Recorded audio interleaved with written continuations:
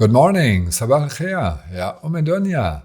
My name is Thorsten Schwarz. I'm the CEO of EgyptBusiness.com, presenting you this week's digital news.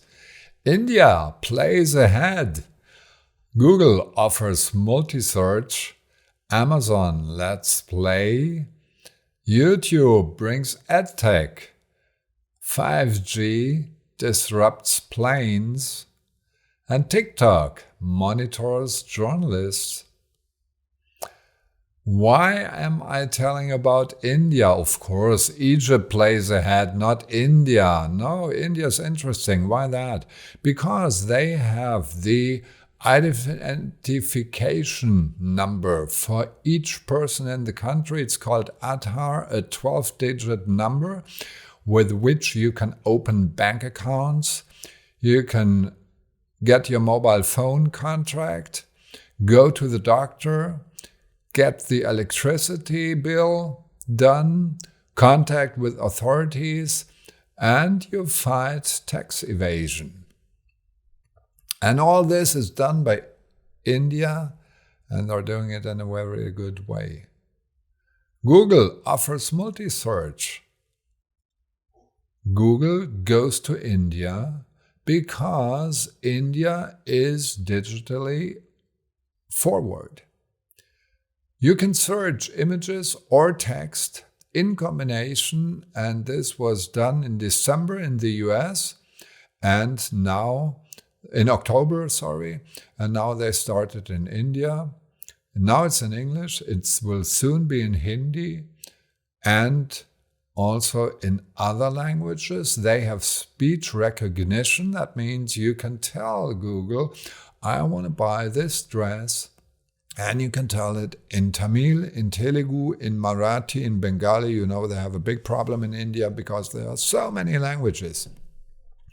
And the best of all, there's a UPI search. That means Unified Payment Interface.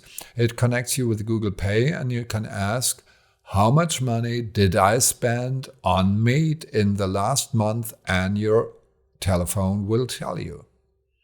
What does it mean for companies? Set up test markets, go to markets where it's digitally forward and try it out how it works there. Amazon Let's Play. Amazon Prime allows gaming in India. India has it as one of the first nations. League of Legends, Deathloop, Quake, FIFA 2023. They got all the good games, and all this only for $18 as a member of Amazon Prime. What does that mean for companies? Retain your valuable customers and offer them something more to attract them to your company. YouTube brings EdTech. You know, YouTube as a marketing tool for companies, but also for teachers. They put their courses on YouTube in order to earn money with the real-life courses. And now Google wants to change that, and they already did in India. That means you can put your text material and the videos, of course, and questions directly in the app, and people can interact in the app. And the best of all, you can offer it either free or with a paid subscription. That means the creators can earn money. The teachers can earn money this way. And this might be very interesting for Egyptian teachers too. A monetization option for good creators. What does that mean for companies? Identify your valuable customers and incentivize them. They are creators, they are valuable, and give them something. 5G interferes with aircrafts. Aircrafts usually have an altimeter, and the altimeter works in the so-called C-band, in a frequency of around 3 gigahertz. Now the C-bands have been given in India, in Europe, in the US to the telecommunication companies, It's the bandwidth of 3.3 to 3.67 gigahertz. And this is 5G. And the Directorate General of Civil Aviation, DGCA in India, they interfered and say, no, that can't be near the airport. So 5G is not possible in the vicinity of an airport in India. In the USA, they had the same problem. AT&T and Verizon finally got the permission to have 5G at the airports, and it did not interfere. Europe, South Korea, and Japan, who have similar frequencies like India, also no interference, but in India, the authorities are very strict. What does that mean for you as a company? Clear everything with the authorities before you start working in a project. TikTok monitors journalists. The TikTok app monitored US journalists and their relatives, and China said, whoa, it's regrettable individual cases.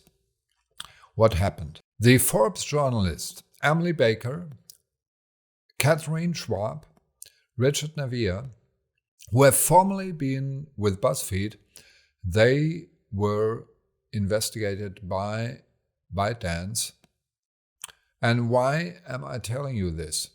And what does this have to do with India? Because India, in very early times already, banned 200 apps, mobile apps from China, such as TikTok or Alipay or WeChat. And in the US, they are very, very critical about Chinese apps and especially about TikTok. What does all that mean for you as a company? Watch out if you give a mobile phone to your employees as a work mobile phone.